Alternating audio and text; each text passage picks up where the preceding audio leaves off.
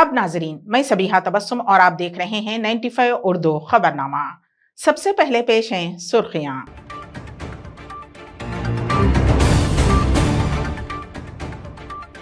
साबिक नायब सदर वेंकैया नायडू के हाथों जयप्रकाश नारायण और जयपाल रेड्डी के मुजस्सिमों की नकाब कुशाई।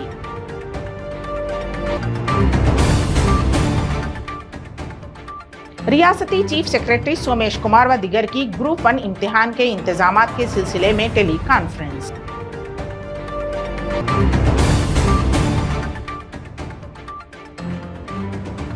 टीचिंग हॉस्पिटल्स को मजीद बेहतर बनाने के इक़दामात, वजीर हरीश राव की हिदायत।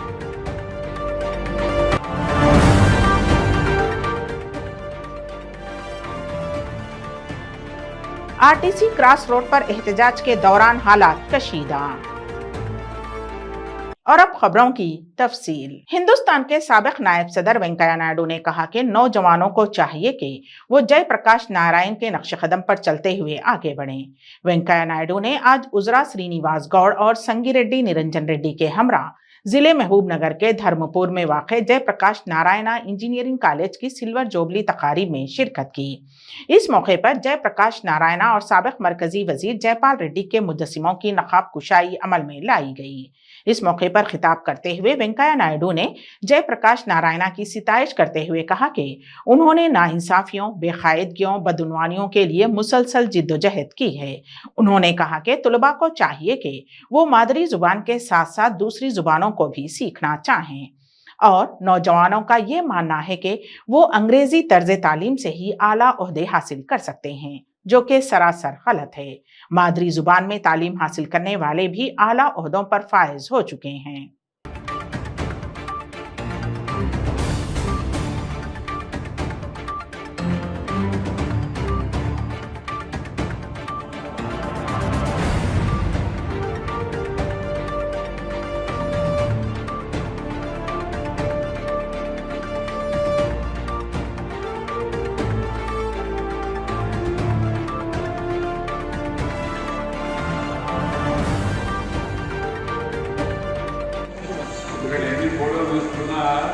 ఫోటోగ్రాఫర్లకి రాజకీయ నాయకులకి సహకారం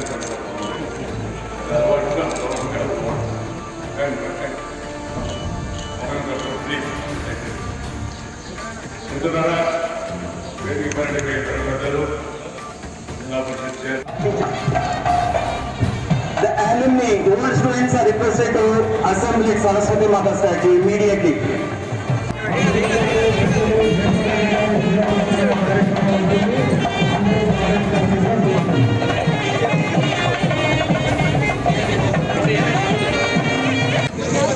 சரி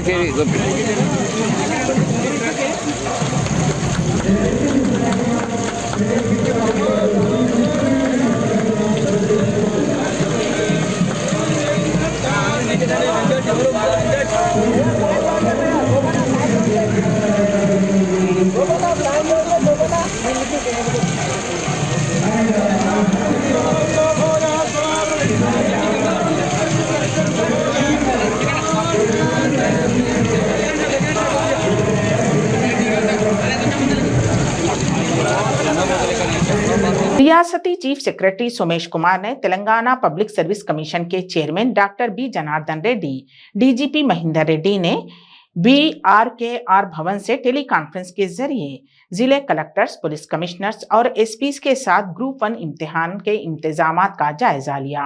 वाज़ेह रहे कि ग्रुप 1 प्रीलिमिनरी का इम्तिहान 16 अक्टूबर को मुनक़िद होने वाला है।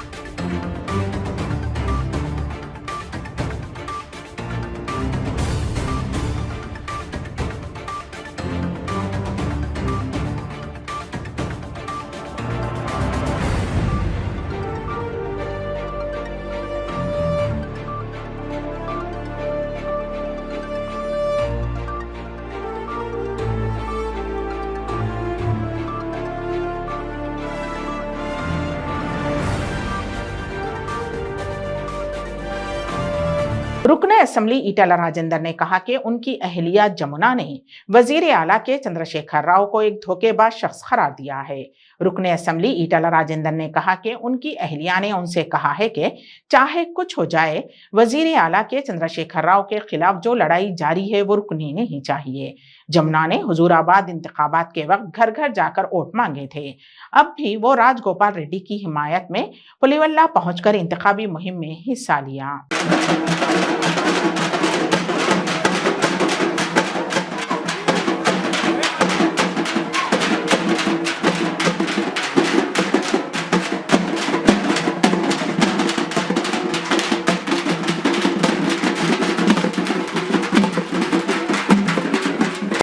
అది ఎక్కడ హుజురాబాద్, అది హుజురాబాద్. నా భార్య 6 నెలల కాలం పాటు నా దగ్గర ప్రచారం చేసింది. నా భార్య ఒక మాట అన్నది, కేసీఆర్ నమ్మక ద్రోహులు. నా భర్తకు చెప్తున్నా, ఆనాడు పనిచేసిన భర్తకు పైసలు ఇస్తే తెలంగాణ ఉద్యమాన్ని నడిపించు. ఇవాళ నీ మీద కొట్టాడమని చెప్పి నా ఆస్తులు మొత్తం తెగనమ్ముతా కానీ నేను వదిలిపెట్టే ప్రశ్న. ఆమె నియోజకవర్గం ఈ మునుగోడు నియోజకవర్గం. ఆమె తల్లివారు పల్లివేల పక్కకి ఉంటుంది పల్లె. నేను ఆమె ఆగలేక మళ్ళా రాజగోపాలకు ఏం కష్టం వచ్చింది అని చెప్పి ఆమె ఆ ఊరికి పోయింది.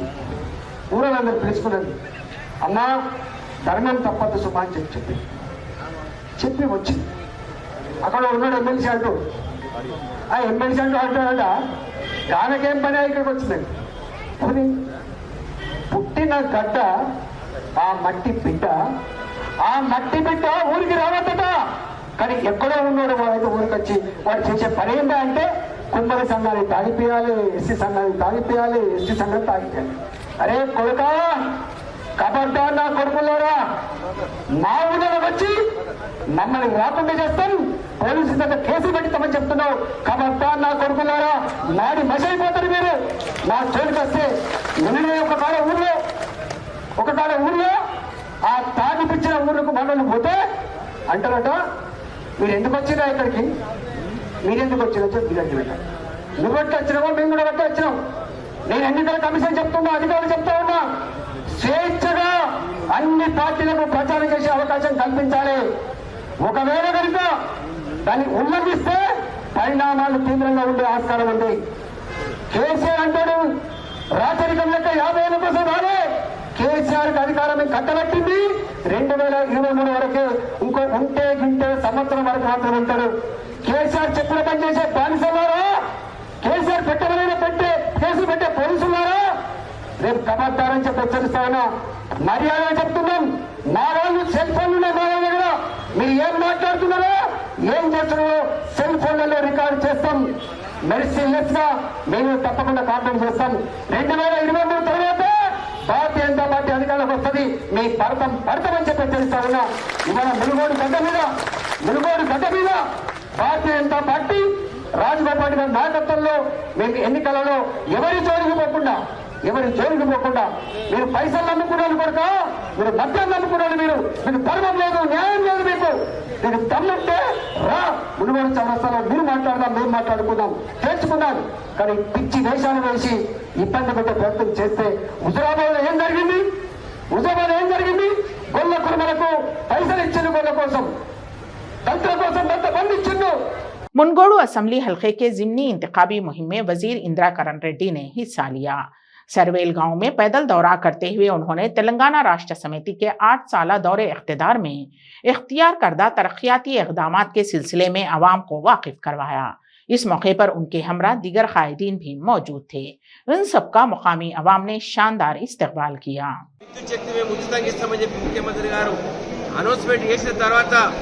భారతదేశంలో సంచలనం కూడా సృష్టించడం జరిగింది.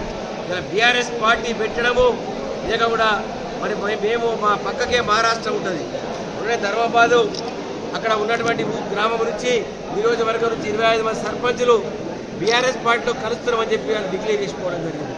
వాళ్ళు ఉన్నటువంటి పార్టీకి అక్కడ రాజీనామా ఇచ్చారు. మరి చూడండి, ఒక్క రైతుకు ఉచితంగా విద్యుత్ ఇస్తాం భారతదేశం అంతా కూడా అని చెప్పిన ఒక్క వాడికే మరి ఆ విధంగా రైతులందరూ ఇవాళ ముఖ్యమంత్రి గారి పరిపాలన రైతులు సంతోషపోయారు. వృద్ధులు సంతోషంగా ఉన్నారు, వితంతువులు సంతోషంగా ఉన్నారు, వికలాంగులు సంతోషంగా ఉన్నారు. ఆడపిల్ల పెళ్లి చేసుకున్న తల్లిదండ్రులకి ఎంతో ఇబ్బంది ఉండే వాళ్ళు కూడా సంతోషంగా ఉన్నారు. ₹1,00,000 రావడం మూలంగా ఇవాళ 1,000 పైన గురుకుల స్కూల్స్, సర్వేల్ గురుకుల స్కూలు 1971లో స్టార్ట్ అయింది. మామూలు విషయం కాదు. ఆని ముత్యాలు లాంటి పిల్లలు అక్కడ తయారవుతున్నారు. వారు చదువుకున్నటువంటి దాంట్లో మరి డీజీపీ మహేందర్ రెడ్డి గారు కానీ, అదేవిధంగా మన రామకృష్ణారావు ఫైనాన్స్ సెక్రటరీ కానీ, గూడ వెంకటేశం ఐఏఎస్ ఆఫీసర్ ఆయన కానీ, అదేవిధంగా నాగిరెడ్డి గారు ఐజీ కానీ, ఈ విధంగా ఎందరో మంది ఈ పాఠశాలలో చదువుకొని దేశానికి వాళ్ళు సేవ చేయడానికి తయారవుతున్న సైనికులుగా మరి ఇక్కడ ఆ గురుకుల స్కూలు మనకు అందిస్తూ ఉంది. సర్వేల్ పేరంటే మరి తెలంగాణ రాష్ట్రం కాదు, ఆంధ్రప్రదేశ్ రాష్ట్రం కాకుండా భారతదేశం అంతా కూడా ఇది ప్రతి ఒక్కరికి తెలుసు. పివి నరసింహారావు గారు దీన్ని ప్రారంభోత్సవం చేసినటువంటి స్కూలు చాలా గణనీయంగా పెరిగి మంచి పేరు తెచ్చుకున్నటువంటి ఊరు. ఇక్కడ మరి అందరూ కూడా మేము ఇప్పుడు ఇవన్నీ మేము రావడము, దేవాలయంలో పూజలు చేసి మరి ఇక్కడ వచ్చినాక కార్యకర్తలు, మా గ్రామ సర్పంచ్, జడ్పీటీసీ, ఎంపీపీ, ఎంపీటీసీలు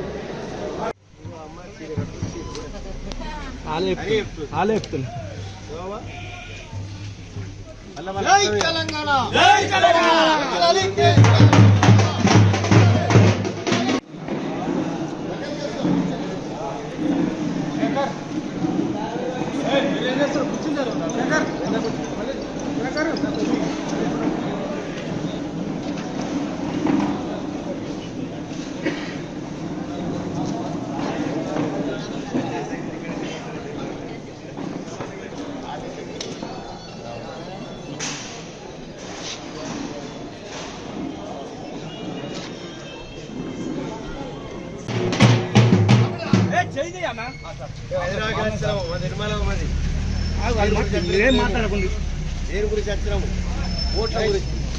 ఇది అనుకోకుండా ఏడాది తర్వాత ఎలక్షన్ కానీ అనుకోకుండా ఈ పునుగోడులో ఎలక్షన్ తెచ్చాము. ఏం చేస్తే తప్పదు కదా, 3వ తారీఖు నవంబర్కి ఎలక్షన్ ఉంది. దాని గురించి తిరుగుతున్నాము. మరి మీరు ఎవరికి మద్దతు చేస్తారో చెప్తే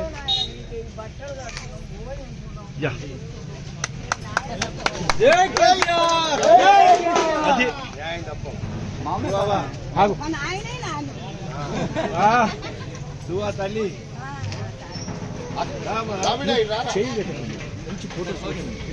रियासती वजीर सेहत हरीश राव ने कहा कि टीचिंग हॉस्पिटल्स में मोतियाबंद, ट्रॉमा, कार्डियक और ENT सर्जरीज में इजाफा किया जाना चाहिए और डायलिसिस खिदमात को मौसर तरीके से फ्राहम की जानी चाहिए। उन्होंने कहा कि टीचिंग हॉस्पिटल्स के लिए 15 दिन में एक सिमिलर का इंतजाम कर दिया जाएगा। इसके अलावा वजीर हरीश राव ने हिदायत दी है कि शाम और रात के औकात में डॉक्टर्स और स्टाफ नर्सेस की तादाद ज्यादा होनी चाहिए और साफ सफाई का खास ध्यान रखते हुए मरीजों की खुराक भी अच्छी होनी चाहिए। इसके अलावा जीवन दान स्कीम के जरिए आज़ा की पेवंदकारी के लिए हौसला अफजा इक़दामात को फरोग दिया जाना चाहिए।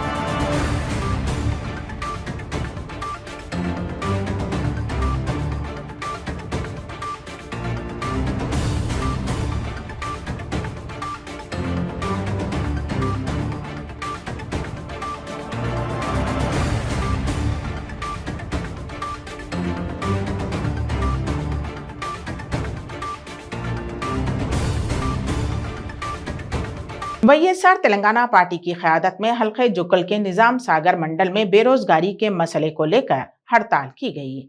इस मौके पर वाईएसआर तेलंगाना पार्टी सरबराह शर्मिला ने हिस्सा लिया और कहा कि वाईएस राजशेखर रेड्डी के दौरे इख्तिदार में 3 मरतबा नोटिफिकेशन जारी किए गए, प्राइवेट सेक्टर में लाखों नौकरियां दी गईं। उन्होंने कहा कि उस वक्त किसी नौजवान ने भी बेरोजगारी और नोटिफिकेशन न आने के लिए खुदकुशी नहीं की, लेकिन अब बंगारू तेलंगाना के नाम पर खुदकुशियों का तेलंगाना बना दिया गया है। शर्मिला ने कहा कि रियासत तेलंगाना में 54 लाख बेरोजगार नौजवान रोजगार के मुंतजिर हैं।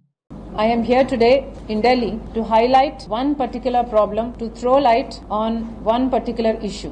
This being the biggest scam of India, and the money that was thrown into this project has been hugely siphoned off. This is, I'm surely the only project, irrigation project in India which cost our country 1,20,000 crores of rupees, but has irrigated only less than 1 lakh acres. This Kaleshwaram project was originally the brainchild of my father, Dr. Y.S. Rajashekhar Reddy. But since then, it has been distorted in every form and design. While Dr. Rajashekhar Reddy, the then Chief Minister, called this the Pranahita Ambedkar Pranahita Chevella project, he wanted to irrigate 16,40,000 acres of land, meant to cost 38,000 crores of rupees. But this idea has been taken, distorted in every which way you look at it, and KCR has called this the Kaleshwaram project, meant to irrigate 18,25,000 acres of land, but at an overwhelming cost of 1,20,000 crores of rupees. It began construction since 2016 and was declared completed in 2019. And allow me to tell you how the funds into this project came in. 1,20,000 crores is what went into this project, and of this 1,20,000 crores that was invested in this project, around 1 lakh crores came from central financial institutions, thereby making it no more a state level scam. Power Finance Corporation has loaned 38,000 crores to this project. Rural Electrification Corporation has loaned 30,000 crores to this project. NABARD and others have loaned 17,000 crores to this project, and PNB Consortium has loaned 12,000 crores to this project, literally amounting to 97,500 crores of rupees. So almost 1 lakh crore of Indian rupees was loaned by central financial institutions. So since so much of money came from central financial institutions, this can no more be called a state level scam. And since so much of money is involved from the central financial institutions, I believe this allows the CBI to enter in, because this is no more under just the state jurisdiction. Now this scam has crossed all state borders, because the funds that were involved in this project came directly from central financial institutions. Since there is this new discussion about CBI not having the jurisdiction to enter states, but this project, since it has funds loaned by central financial institutions, we have spoken to the CBI and they have said yes, in fact, we can investigate into this because the funds have indeed come from central financial institutions.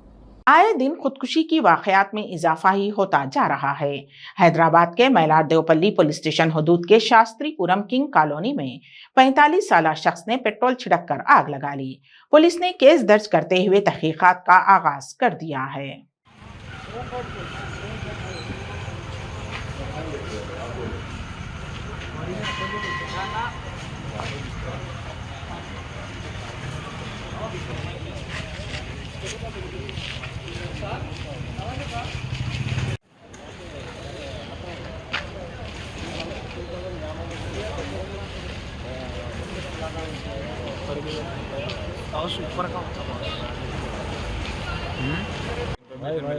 एक औरत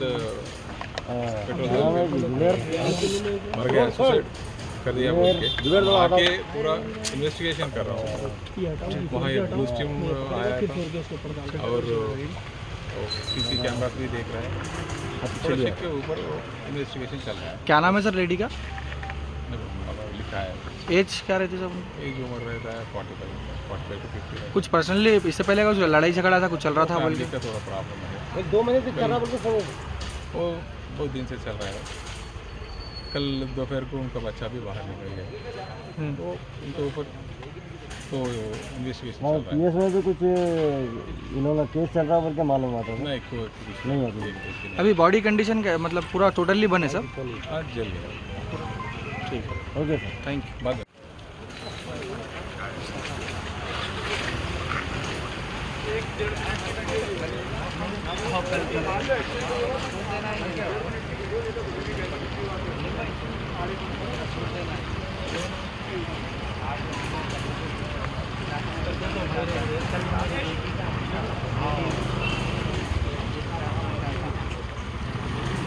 Hyderabad RTC cross road पर हालात ने उस वक्त कशीदगी इख्तियार कर ली जब एहतजाजियों और पुलिस के दरमियान झड़प हुई। अपने देरीना हल तलब मसाइल की एकसोई के मुतालबे के साथ वीआरए की जानिब से आरटीसी क्रॉस रोड पर एहतजाजी धरना मुनज़्ज़म किया गया।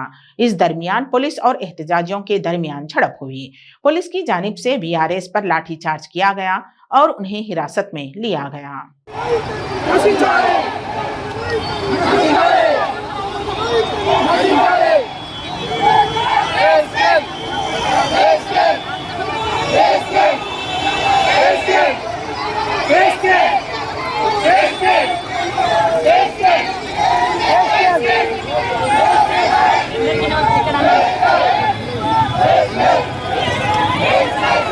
रियासत आंध्र प्रदेश के वजीर आला वैएस जगनमोहन रेड्डी ने महकमे बरकी के ओहदेदारों के हमरा सीएम कैंप ऑफिस में एक जायजे इजलास मुनक्किद किया।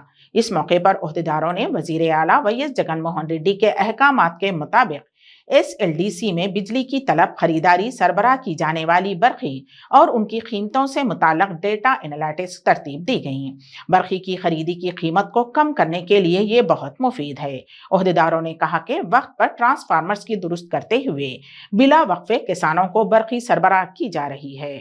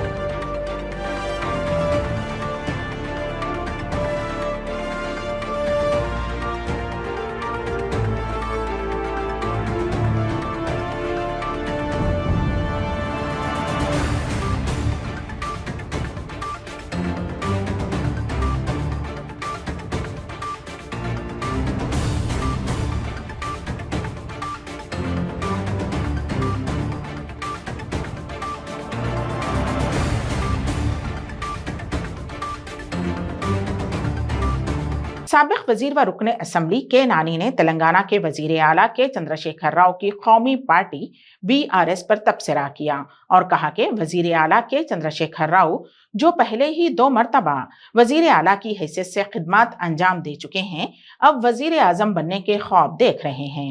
उन्होंने कहा कि रियासत आंध्र प्रदेश में बीआरएस के मुस्तकबिल के बारे में वक्त ही बताएगा। ये सियासत है जिसमें कभी भी कुछ भी हो सकता है। तहरीक तेलंगाना के दौरान आंध्र प्रदेश की आवाम ने वजीर आला के चंद्रशेखर राव की मुखालिफत की थी, लेकिन क़याम तेलंगाना के बाद वो अफराद हैदराबाद में आबाद हो गए और तेलंगाना राष्ट्र समिति की तायीद की है। के नानी ने मजीद कहा कि कोई भी कहीं भी पार्टी कायम कर सकता है और मुकाबला कर सकता है। కేసీఆర్ గారు మన వెనక పంపాడన్నటువంటి భావన ఆంధ్రప్రదేశ్ ప్రజల్లో ఉంది కాబట్టి ఆయన్ని ఆ ఉద్యమం టైంలో అయితే కనుక తీవ్రంగా వ్యతిరేకించారు ఆంధ్రప్రదేశ్ పబ్లిక్. ఆ తర్వాత కొంత హైదరాబాద్లో సెటిల్ అయినటువంటి సెటిలర్స్ టీఆర్ఎస్కు అనుకూలంగా మారారు. కాబట్టి రాజకీయాల్లో ఏదైనా సాధ్యం అవుద్ది. ఆయన పార్టీ పెట్టుకోవడం వలన పార్టీ పెట్టకూడదని చెప్పేటువంటి హక్కు పౌరుడిగా మనకు లేదు. ఈ ప్రాంతంలో ఆయన మీద కొంత వ్యతిరేక భావన ఉన్నటువంటి మాట వాస్తవం. అది ఎంతవరకు ఉంటుంది? ఆయన పార్టీకి ఇక్కడ ఎవరైనా క్యాండిడేట్లు దొరుకుతారా, ప్రజలు మద్దతు ఇస్తారా అంటే అది కాలమే సమాధానం చెప్పాలి. చంద్రబాబు నాయుడు వెళ్ళి తెలంగాణలో పోటీ చేయట్లా, ఈయన జాతీయ పార్టీ అని చెప్పట్లా. అంటే ఎవరైనా ఎక్కడైనా పార్టీలు పెట్టుకోవచ్చు, ట్రై చేసుకోవచ్చు, తప్పే ఉందంటాం. పవన్ కళ్యాణ్కి చిరంజీవి గారు మద్దతు ఉందని చెప్పి నేను అవసరమైతే మద్దతు ఇస్తానని అంటున్నారు. ఎవరు? చిరంజీవి గారు. చిరంజీవి గారు జనసేన పార్టీకి మద్దతు ఇస్తాను, అవసరమైతే రావాల్సి వస్తే వస్తాను. అవసరమైతే రావాల్సిన వస్తే బయటకు వస్తాను. అవును, అవసరమైతే మద్దతు ఇస్తాను. ఆయన అవసరం అవ్వాలి కదా. ఇంది చిరంజీవి గారి కన్నా పెద్ద స్టార్ కదా పవన్ కళ్యాణ్. చిరంజీవి గారి కన్నా పెద్ద పొలిటీషియన్ పవన్ కళ్యాణ్. ఈయన అవసరం ఆయనకి ఏముంటుంది? పెద్దగా ఉండకపోవచ్చు అనుకున్నాను నేను. ఎందుకంటే మన అవసరం మనకన్నా పెద్దవాళ్ళతోనే మనకు అవసరం ఉంటుంది. మనకన్నా పుట్టబుడ్డవాళ్ళతో మనకేం అవసరం ఉంటుంది? పెద్ద పవన్ కళ్యాణ్ కూడా ఆయనకు అవసరం ఉందని భావించడు. ఆయన అవసరాన్ని నేను తీసుకోడు అనుకున్నాను. ఎందుకంటే జాతిపిత 40 years ఇండస్ట్రీ చంద్రబాబు నాయుడు గారు ఉండగా పవన్ కళ్యాణ్కి చిరంజీవి గారు అవసరం, నా అవసరం, నీ అవసరం ఎవరైనా ఉంటుందో తమ్ముడు? చంద్రబాబు గారు అన్నీ చూసుకుంటాడు.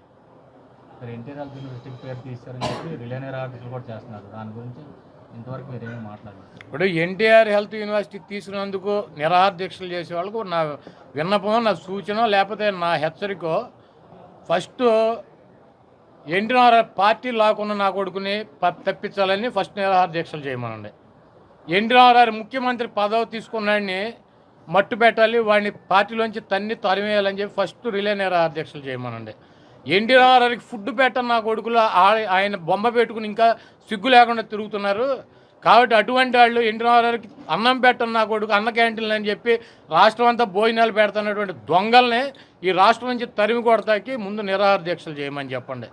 ఎన్టీఆర్ పేరు వాడుకుని ఈ రాష్ట్రాన్ని పరిపాలించి ఇంకా పందికొక్కుల్లాగా ఆయన్ని చంపి ఆయన రక్త మాంసాలతో రాజకీయం చేసుకున్నటువంటి వెధవలో ఆయన పేరు జిల్లాకో లేకపోతే ఒక గుర్తుండిపోయేటువంటి కార్యక్రమం చేయకుండా భారతరత్న లాంటి అవకాశ చక్రాలు తిప్పాం, బొగ్గరాలు తిప్పాం అన్నటువంటి చెత్తనా కొడుకుల్ని తరిమి కొట్టాలని చెప్పి రిలే నిరాహార దీక్షలు చేయమనండి. అవన్నిటి తర్వాత ఎన్టీఆర్ యూనివర్సిటీ గురించి మాట్లాడదాం. 95 उर्दू खबरनामे के अख्ताम से कबल दोबारा सुर्खियों पर एक नजर।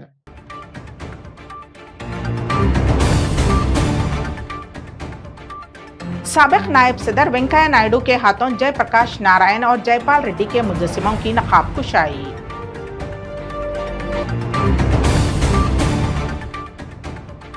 रियासती चीफ सेक्रेटरी सोमेश कुमार व दिगर की ग्रुप 1 इम्तिहान के इंतजामात के सिलसिले में tele conference.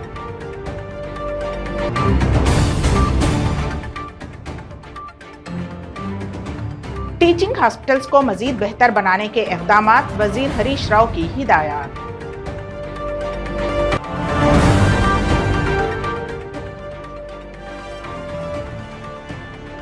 RTC cross road पर एहतजाज के दौरान हालात कशीदा। इसी के साथ ही 95 उर्दू खबरनामा यहीं पर इख्तिताम पजीर होता है। तो दीजिएगा सबीहा तबस्सुम को इजाजत। अल्लाह हाफिज।